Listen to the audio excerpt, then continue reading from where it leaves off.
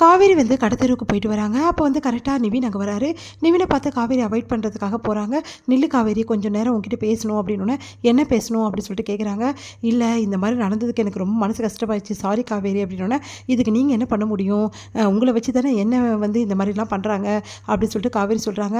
அதுதான் எனக்கே தெரியல, உங்கள் மாமா கிட்ட சொல்லுங்கள், இந்த மாதிரி வேலையெல்லாம் இன்னொரு வாட்டி வச்சுக்கினாரு, அப்புறம் அவ்வளோதான், பார்த்தீங்கல்ல என்ன நடந்ததுன்னு சொல்லிட்டு அப்படின்னோடனே, எனக்கு தெரியும் விஜய் உன்னை காப்பாற்றிட்டார்ல, நான் எவ்வளோ பயந்துட்டேன் தெரியுமா அப்படி சொல்ல வராரு. இங்கே பாருங்கள், இதெல்லாம் எதுக்கு, நான் கிளம்புறேன், நில்லு காவேரி, ஒரு நிமிஷம் காவேரி அப்படின்னோடனே, என்ன விஷயம் அப்படின்றாங்க. அன்றைக்கி நடந்த விஷயத்தெல்லாம் வந்து பற்றி நான் பேச விரும்பலை, ஆனால் ஒரு விஷயம் மட்டும் சொல்கிறேன். அன்றைக்கி வந்து விஜய் வந்து என்கிட்ட லாஸ்ட்டாக வந்து ஒரு விஷயம் சொன்னார். என்ன விஷயம் அப்படின்றாங்க. இந்த மாதிரி ஒரு 11 மந்த் வந்து வெயிட் பண்ணுங்கள், அதுக்கப்புறம் நீங்கள் நினச்சது நடக்கும் அப்படின்னு சொல்லிட்டு சொன்னார். அவசரப்பட்டு கல்யாணம் பண்ணிடாதீங்கன்னு சொல்லிட்டு சொன்னார். அதுக்கு எனக்கு ஒன்றும் புரியல அப்படின்னு சொல்லி சொன்னோன்னே காவேரி செமையாக டென்ஷன் ஆகிறாங்க. அதுக்கு என்ன அர்த்தம் காவேரி, எனக்கு ஒன்றும் புரியல அப்படின்னு நம்ம சொல்கிறாரு. அதுக்கு என்ன அர்த்தம் காவேரி, எதனால் அப்படி சொன்னார் அப்படின்னோடனே, அது அவர்கிட்ட தான் கேட்கணும். இல்லை கேட்டிருப்பேன், அதுக்குள்ளேயும் வந்து உன்னை காப்பாற்றி கூட்டின்னு போனார்ல, அந்த டைமில் கேட்க முடில அப்படின்னோடனே, இங்கே பாருங்கள் எந்த அர்த்தமும் இல்லை, சாதாரணமாக தான் ஏதோ சொல்ல வந்திருப்பார் அப்படின்னு சொல்லிட்டு, சரி நான் கிளம்புறேன் அப்படின்றாங்க. சரி என்ன விஷயம்னு கேட்டு சொல்கிறியான்னொன்னே, நான் பார்க்குறேன் அப்படின்னு சொல்லிட்டு போகிறாங்க. அடுத்து வீட்டுக்கு வந்தோடனே செமையாக டென்ஷன் ஆகிடுறாங்க. உடனே வந்து விஜயை கூப்பிட்டு கத்துறாங்க.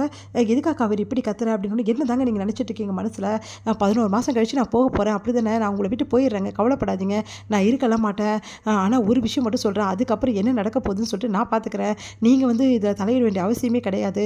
நீங்கள் யாருங்க நிவின் கிட்ட சொல்கிறது, 11 மாதம் கழிச்சு உங்கள் வாழ்க்கைப்படியே நடக்கும், உன் ஆசைப்படியே அப்படின்னு சொல்லிட்டு அவரை கல்யாணம் பண்ணிக்க வேணாம்னு சொல்லிட்டு நீங்கள் யாருங்க சொல்கிறது, இதெல்லாம் எதுக்குங்க பண்ணிகிட்டு இருக்கீங்க, நான் அவரை கல்யாணம் பண்ணிக்க போகிறேன்னு உங்ககிட்ட சொன்னேன்னா கேட்காம என் வாழ்க்கையை டிசைட் பண்ண நீங்கள் யாருங்க, என் மனசில் என்ன இருக்குன்னு உங்களுக்கு தெரியுமா அப்படின்னோடனே, ஒரு நிமிஷம் அப்படியே பார்க்குறாரு விஜய் வந்து காவேரியே.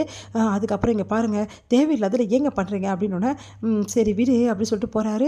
உடனே காவேரி செமையாக டென்ஷனாக உட்காந்துருக்காங்க. கொஞ்ச நேரத்துலேயே வந்து விஜய் வந்து திரும்பி வராரு. வந்து விஜய் வந்து என்ன கோச்சிக்கிட்டியா அப்படின்னோடனே, பின்ன என்னங்க நீங்கள் பண்ணுறதெல்லாம் கொஞ்சமாக சரி இருக்கா அப்படின்னு சொல்லிட்டு சொல்கிறாங்க. அது வந்து நல்ல விஷயம் தானே நான் பண்ணியிருக்கேன், நீயும் வந்து நீங்களும் விரும்புனீங்க, என்னால் தானே இவங்க நீங்கள் 2 பேர் வந்து ஜோடி சேரல, இப்போ வந்து நீங்கள் போய் சேரலாம்ல அப்படின்னோடனே, இங்கே பாருங்கள் அதெல்லாம் நீங்கள் டிசைட் பண்ணாதீங்க, நாங்கள் பிரிஞ்சது தான், உங்களால் நாங்கள் ஒன்றும் பிரியல புரியுதா, முன்னாடியே நாங்கள் பிரிஞ்சிட்டோம், அதுக்கப்புறம் எனக்கு கல்யாணம் ஆகிடுச்சு அவ்வளோதான், மற்றபடிலாம் வேறு எதுவுமே கிடையாது, குழப்பி மற்றவங்களையும் குழப்பாதீங்க புரியுதா, தேவையில்லாமல் வந்து என் விஷயம் தலையிடுறதை முதல்ல நிறுத்துங்க அப்படின்னு நம்ம சொல்கிறாங்க. அதுக்கு வந்து என்ன சொல்கிறதுன்னு தெரியாமல், சரி ஓகே இதுக்கப்புறம் நான் விஷயம் தலையிடல போதுமா, நல்லது தான் பண்ணேன், சரி ஓகே இதுக்கப்புறம் இதை பற்றி நான் யார்கிட்டையும் பேச மாட்டேன், சாரி போதுமா அப்படின்றாரு. சரின்றாங்க. அந்த டைமில் நர்மதா அங்கே வராங்க. நர்மதா பார்த்துட்டோன்னே விஜயே போய் பேசுகிறாரு. அதை பார்த்த காவேரி சந்தோஷப்படுறாங்க. நல்லா இருக்கியான்னு கேட்குறாரு. நல்லா இருக்க மாமா அப்படின்னு சொல்கிறாங்க. சந்தோஷம் தாங்கவே முடியல வந்து விஜய் பேசுகிறோன்னு நர்மதாக்கு.